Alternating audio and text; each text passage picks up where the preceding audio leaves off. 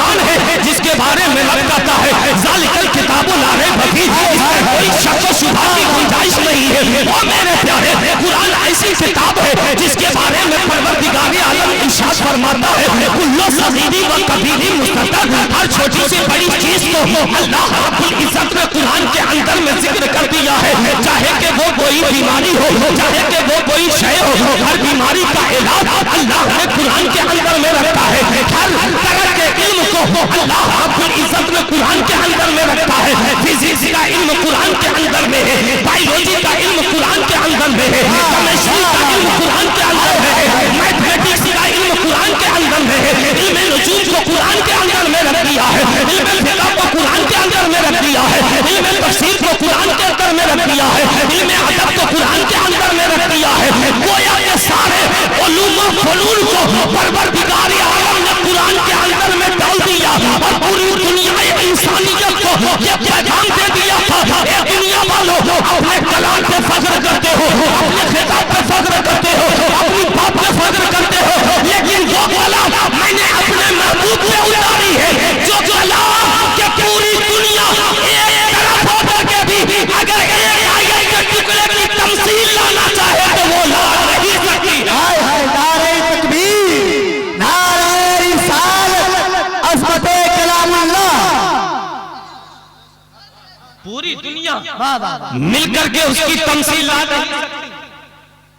अब कितना खुशकिस्मत है वो घर वाला, वो जागीर वाला, जिस जागीर वाले ने आज 2 बच्चों की दस्तारबंदी है, आज 2 बच्चों की दस्तारबंदी है।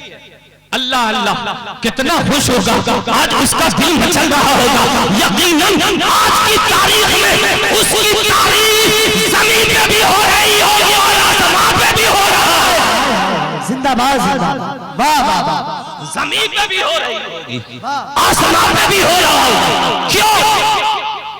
क्यों क्यों खिलाया, किसको खिलाया?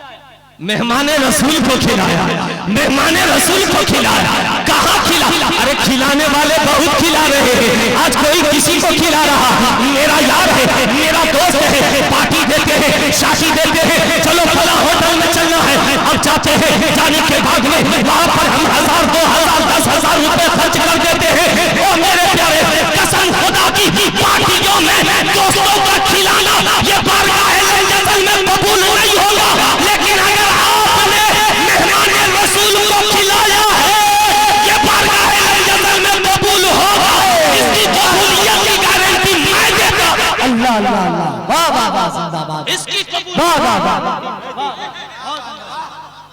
कोई दे ना दे, लेकिन इसकी गारंटी मैं दे रहा हूं। अल्लाह अल्लाह, हमने भी पढ़ा मदरसे में अल्हम्दुलिल्लाह। हम जिस जागीर, जहां मेरी जागीर थी, जिस घर वाले ने मुझे खिलाया था, अल्हम्दुलिल्लाह उसकी किस्मत का सितारा बड़ा उरूज पर था। इसलिए कि कसम खुदा की, एक जागीरदार जब किसी बच्चे को, मेहमान रसूल को अपने घर के अंदर में खिलाता है, फिर वो खाने के बाद उसी खर्च के जरिए से जब वो कुरान की तिलावत करता है, आपको तिलावत करके खुद हाफिज बना। लेकिन यही हाफिज जब किसी बच्चे को पढ़ाएगा, वो किसी और को पढ़ाएगा, वो किसी और को पढ़ाएगा। कसम खुदा की, ये ऐसा सवाब है जो सदक़े जारिया है।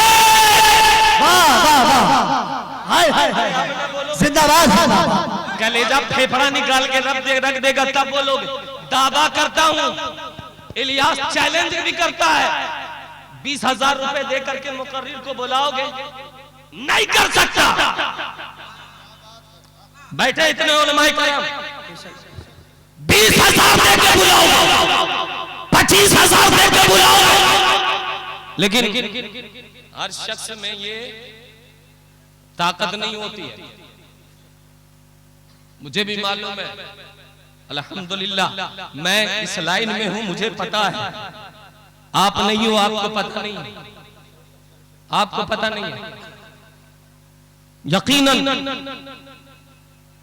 वो बंदा जो मेहमान रसूल की खिदमत करता, मेहमान रसूल, यकीनन वो काबिल खुशकिस्मत होता है यार। आप दोस्तों में, यारों में खर्च करते हो। आप मुझे ये बताएं, इतनी शादियां हुई हमारे इलाके में, हमारे घरों में होती कि नहीं होती? कितने खर्च करते? कहते 10 लाख मौलाना साहब खर्चा हो गया। 10 लाख। लेकिन मैं आपसे पूछता हूं कि 10 लाख आपने खर्च किया, शादी के मौके से 10 सवाब भी आपकी किस्मत में आया या नहीं आया? बच्चा का तालीम 10 लाख खर्च किया, 10 सवाब भी आपको अल्लाह ने अता किया कि नहीं किया? कभी आपने इसका अंदाजा लगाया? नहीं लगाया। निकाह सुन्नत है मेरे मुस्तफा की, निकाह सुन्नत। मेरे नबी ने फरमाया निकाह को आम करो, ज़िना को खत्म करो। लेकिन आज शादियों में क्या हो रहा? क्या हो रहा? ज़िना हो रहा है, ज़िना। ज़िना साबित कर सकता हूं, ज़िना हो रहा।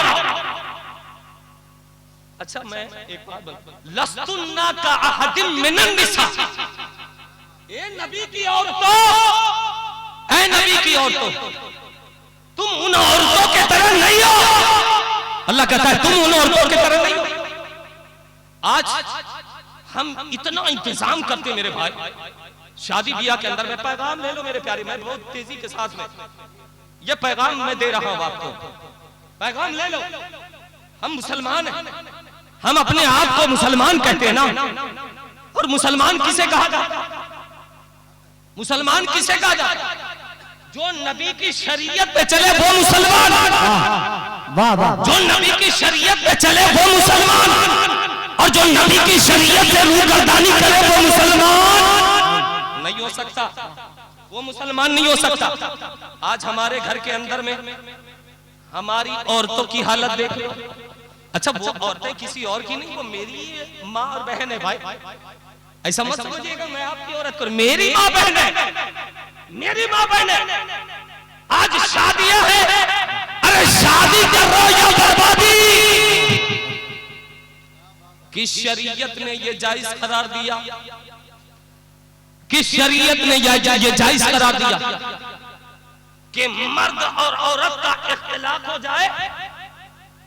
किस शरीयत ने? हज़रत सैयदना अबू हुरैरा रज़ियल्लाहु ताला अन्हु से हदीस पाक मरवी है, मेरे आका फरमाते हैं कि जहन्नम में 2 तरह के लोग जाएंगे, उनमें से एक औरतें हैं। और ये कौन सी औरतें? जो औरत दुपट्टे से अपने सर को नहीं ढांकती, ज़ेबो ज़ीनत के बाद जमीन पर नाज़ो नखरे के साथ में चला करती, मेरे मुस्तफा फरमाते वो जन्नत की खुशबू नहीं पा सकती। अब अंदाज करो, अंदाजा लगाओ, हम और आप अपनी शादियों के अंदर में ये शादी कर रहे हो या बर्बादी कर रहे हो? शादी या बर्बादी?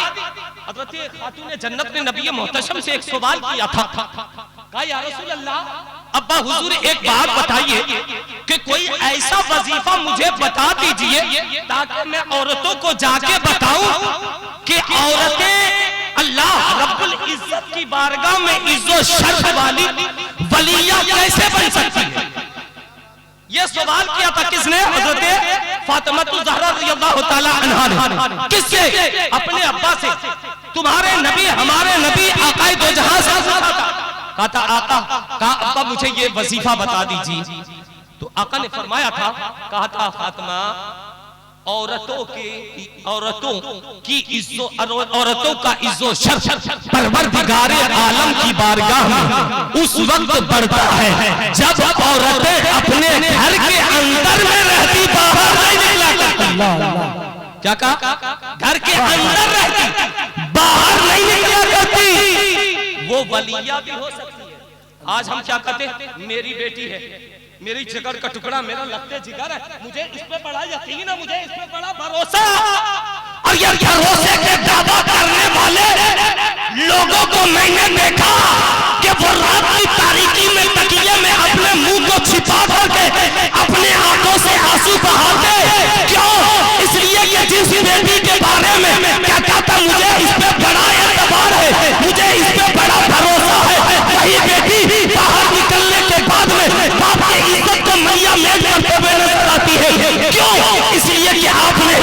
इसे शरीयत के साँचे में नहीं डाला।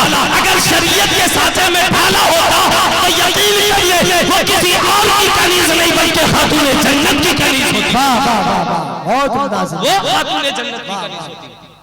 आज आप क्या कर रहे हो? हजरत सौदा भी तशरीफ फरमा, हजरत उम्मे सलमा भी है, हजरत आयशा सिद्दीका रज़ियल्लाहु ताला अन्हा भी तशरीफ फरमा है। आका करीम अलैहिस्सलातु व तस्लीम तशरीफ फरमा। इतने में एक सहाबी रसूल हजरत अब्दुल्लाह बिन मक्तूम आते। कौन?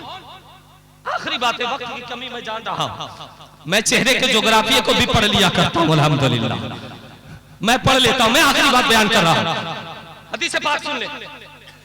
हजरत आयशा सिद्दीका भी है, हजरत सौदा भी है, हजरत उम्मे सलमा भी तशरीफ फरमा। ये कौन है? उम्महातुल मोमिनीन, आका की ज़ौजा, आका की बीबी, तमाम मोमिनों की मां। किसकी? तमाम मोमिनों की मां। अगर किसी औरत का शौहर इंतकाल हो जाए तो शरीयत ने इजाजत दी है कि वो शादी कर सकती है ना? इजाजत है ना? लेकिन नबी की औरत से किसी को शादी करने की इजाजत शरीयत ने नहीं दी है। नहीं, इसलिए कि वो तमाम मोमिनों की मां है और मां से रिश्ता जायज नहीं। मां से रिश्ता नहीं। अब्दुल्ला इब्न मक्तूम है, अब्दुल्ला बिन मक्तूम है। कौन है? सहाबी रसूल है, नाबीना है। आयशा सिद्दीका भी तशरीफ फरमा, हजरत उम्मे सलमा भी है, हजरत सौदा भी है। आका की बारगाह में अब्दुल्ला बिन मक्तूम आते हैं, जूही आते हैं। हजरत आयशा सिद्दीका, हजरत उम्मे सलमा, हजरत सौदा से आका फरमाते हैं, ए उम्मे सलमा, ए सौदा, ए आयशा, पर्दा करो, अपने चेहरे को ढको, अपनी निगाहों को नीची करो। हजरत आयशा अर्ज करती, या रसूल अल्लाह, आखिर माजरा क्या है? अपनी निगाह नीची क्यों करूं? अपने सर को क्यों झुकाऊं? अपने चेहरे को क्यों ढांपूं? या रसूल अल्लाह, अब्दुल्ला बिन मक्तूम तो नाबीना है, वो तो अंधा है, उसे तो दिखाई नहीं देता। आका ने फरमाया था, ए आयशा, ए सौदा, ए उम्मे सलमा, ये बात तो दुरुस्त है, अब्दुल्ला बिन मक्तूम नाबीना जरूर है, लेकिन तुम तो नाबीना नहीं हो ना। तुम तो नाबीना नहीं हो ना। तुम्हें तो अल्लाह ने अखियारा बनाया है ना, आंख दिया ना, वो तो तुम्हें नहीं देख रहा, लेकिन तुम तो उसे देख रही। ओ मेरे प्यारे, ये पैगाम ले जाओ कि जब नबी की औरतों के लिए ये हुक्म है, चाहे कोई भी आ जाए, अपनी निगाह को नीची कर लो, अपने आप को पर्दे में रख लो। वो माशरे में अपनी जिंदगी बसर करने वाले मेरे प्यारे भाइयों, आज जरूरत है इस बात की कि हम अपने घर की खबर में अपने बहन बेटियों की खबर करें।